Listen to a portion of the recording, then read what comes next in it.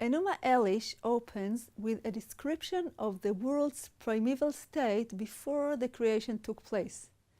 During this primordial period, the myth tells us, the world only contained two large bodies of water, the fresh water and the sea. Each of these bodies of water is personified as a deity. The fresh water appears as the god Apsu, and the sea water as Tiamat. Let's read the first few lines of the English translation by Wilfred George Lambert. When the heavens above did not exist, and earth beneath had not come into being, there was Apsu, the first in order, their begetter, and demiurge Tiamat, who gave birth to them all.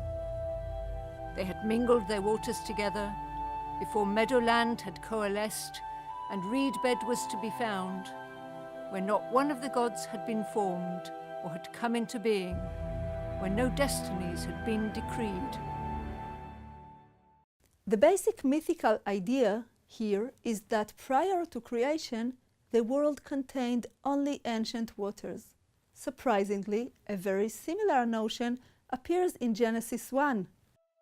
In the beginning God created heaven and earth, and the world was unformed and void, with darkness upon the face of the deep water, and a wind from God sweeping over the water.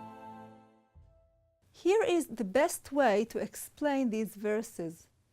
In the beginning, God created heaven and earth is a general title referring to the entire story of creation.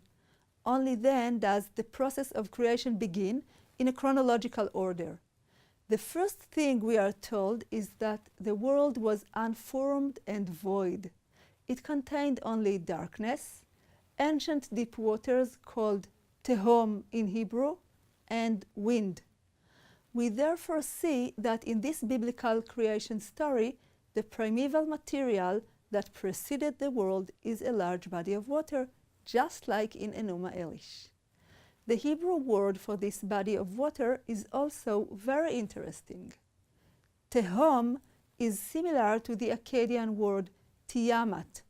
These two words are likely to be etymologically related to each other.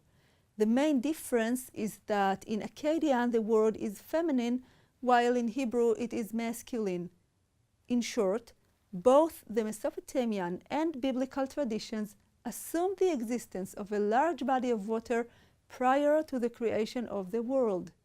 And in both traditions, this body of water bears the same name, Tiamat or Tehom. This similarity seems too striking to be coincidental.